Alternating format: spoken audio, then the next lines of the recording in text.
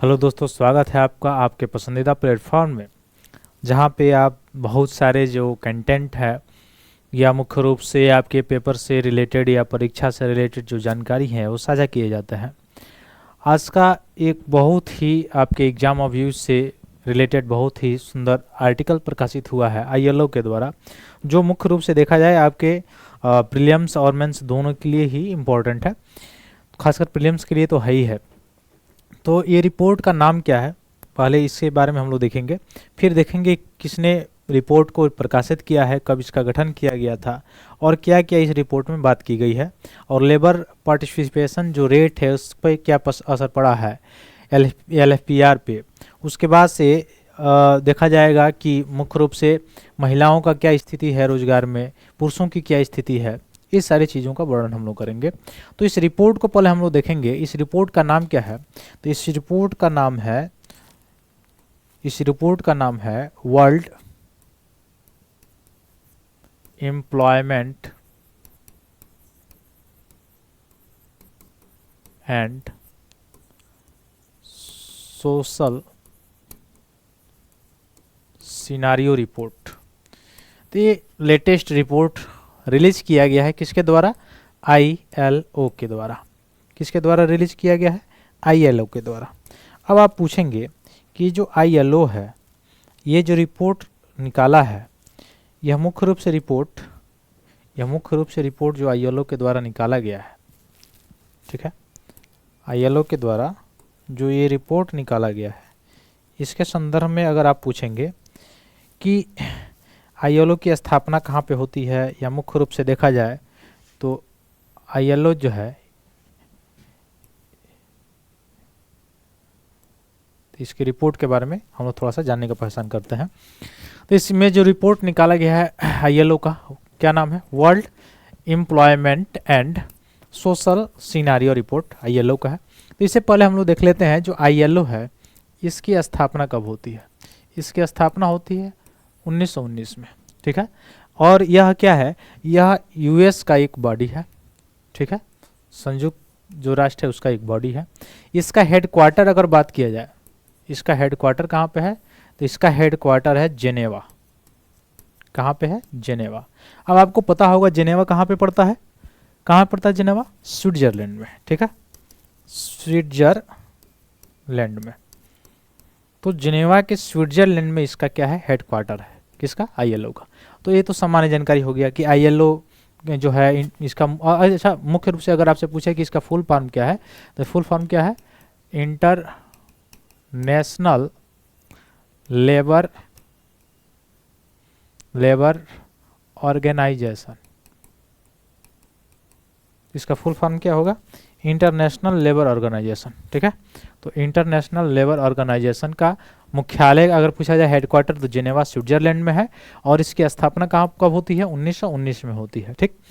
अब इसने रिपोर्ट ये हाल ही में जो है प्रकाशित किया गया है इसके द्वारा, world employment and social scenario के सिनारियो से रिलेटेड। अब इसमें एक बात की गई है, और किस चीज़ की, इस रिपोर्ट में बात की गई है माइग्रेशन की। किसकी, माइग्रेशन की। माइग्रेशन में कई कंसर्न है। एक तो लाभ ये है माइग्रेशन में, जैसे आपको पता है कि जो प्रवासी जो वर्कर्स होते हैं, जो श्रमिक होते हैं, जो लेबरर होते हैं, वो अपने देश से किसी दूसरे देश में जाकर क्या करते हैं, कार्य करने के लिए जाते हैं, रोजगार करने के लिए जाते हैं। तो जब रोजगार करने के लिए वो जाते हैं उस देश में, तो वहाँ से क्या भेजते हैं, रेमिटांस। वहाँ से क्या भेजते हैं, रेमिटांस भेजते हैं। वहाँ से रेमिटांस अपने इस देश में भेजते हैं, ठीक है। तो एक रेमिटांस का सबसे बड़ा स्रोत हो जाता है, ठीक। दूसरा चीज़ अगर देखा जाए तो इसमें बहुत सारे जो माइग्रेट होकर वर्कर गए होते हैं उन पे बहुत ही ज़्यादा, ऐसा कई बार रिपोर्ट में बताया भी गया है कि उन पर जो है जो ज़बरदस्ती काम करवाना, यानी बलात् श्रम जैसे, या किसी जैसे आप गल्फ़ कंट्रीज़ की तरफ जब जाएंगे तो आपको साइन करके लेके जाया गया है कि 6 घंटे के लिए आपका काम है, 10 घंटे के लिए ज़बरदस्ती कराना है, उसी एरिया में रहना है, उस एरिया से बाहर आप नहीं जा सकते हो। ये सारी चीज़ें हैं। तो उनका मेंटल प्रेशर से हेल्थ इशूज़, ठीक है, ये सारी चीज़ें प्रभावित होती है, ठीक है। दूसरा चीज़ अगर इसमें और थोड़ा सा अंदर जाया जाए तो जो वोमेन्स हैं उनकी क्या स्थिति है। तो वुमेन्स तो अपने जो घरेलू जो डोमेस्टिक क्षेत्र है वहाँ पे तो सिक्योरिटी उसको है नहीं, सुरक्षा तो है नहीं, तो वह कैसे माइग्रेंट होके मुख्य रूप से कहीं दूसरी जगह जाके कार्य कर सकती है? क्योंकि 8 बजे तक 9 बजे तक अगर ना आए तो एक तो घर के वालों लोगों को चिंता पड़ी रहती है, दूसरी चीज़ तो उसके साथ सिक्योरिटी कंसर्न है, ठीक है। तो डोमेस्टिक लेवल पर ये है, तो इंटरनेशनल लेवल पर क्या होगा? इसीलिए यही कारण है कि जो माइग्रेशन लेबर्स का होता है यानी श्रमिकों का होता है उसमें वुमेन्स का पार्टिसिपेशन रेट बहुत ही क्या है, कम है।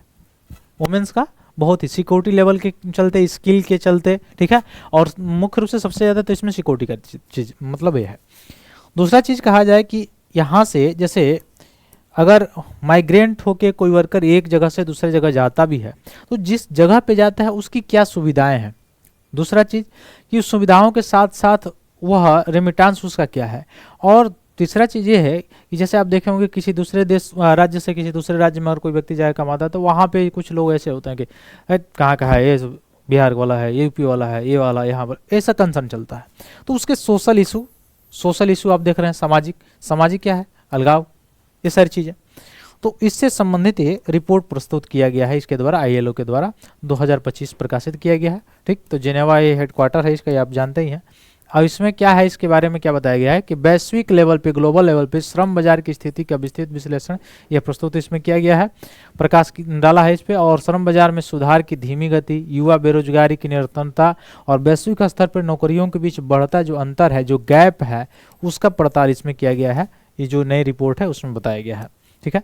और क्या बताया गया है कि 2024 में जो ग्लोबल एम्प्लॉयमेंट था वो लेबर फोर्स के अनुरूप बढ़ेगा, यानी जिससे बेरोजगारी दर 5% पर स्थिर रहेगी। तो यहाँ से आपके एग्जाम के लिए इंपॉर्टेंट चीज़ है कि बेरोजगारी जो मुख्य रूप से अनएम्प्लॉयमेंट जो रेट है, बेरोजगारी जो दर है वो 5% पे ही बनी रहेगी। उसका कारण बताया गया है कि वैश्विक रोजगार में यानी ग्लोबल जो एम्प्लॉयमेंट है उसमें लेबर फोर्स के अनुरूप ही वो बढ़ेगा और बेरोजगारी दर 5% पर रहेगी वैश्विक लेवल पे।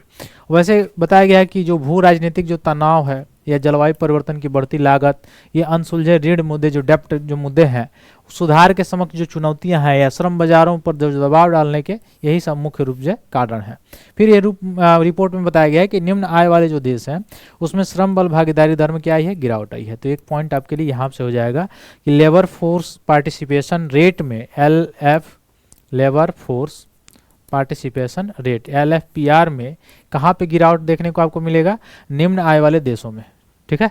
निम्न आय वाले देशों में जहां आय कम है वहां पे क्या है, श्रम बल भागीदारी दर में भी क्या आई है, गिरावट आई है। आप देखे भी होंगे ज़्यादा लोग यहाँ अलग अलग जो है माइग्रेंट होकर जा रहे हैं तो उस देश में ज़्यादा जाने के लिए इच्छा उनको होती है कि जहाँ पे ज़्यादा पैसा हो वहाँ का वीज़ा मिले, ये सारी चीज़ें। जबकि जो हाई इनकम कंट्रीज़ हैं उनमें क्या हुई है, वृद्धि हुई है, ठीक है। तो हाई इनकम कंट्रीज़ में LFPR जो है वो बढ़ते हुए देखा गया है, जबकि जो लोअर इनकम कंट्रीज हैं वहाँ पे क्या हुआ है, घट रहा है, ठीक है। और इसमें भी महिलाओं की स्थिति घटी है, ठीक, वृद्ध और श्रमिक और महिलाओं के बीच, ठीक, ये सारी चीज़ें बताई गई है। फिर और क्या बताया गया है कि उत्पादकता बढ़ाने के लिए आर्थिक विकास और रोजगार सृजन को समर्थन देने के लिए कौशल प्रशिक्षण, शिक्षा और बुनियादी ढांचे में निवेश करना चाहिए और इन्वेस्टमेंट करना चाहिए। फिर सामाजिक सुरक्षा का विस्तार करने के लिए, असमानता को कम करने के लिए सामाजिक सुरक्षा या सुरक्षित कार्य स्थितियों पर बेहतर पहुंच प्रदान करना चाहिए।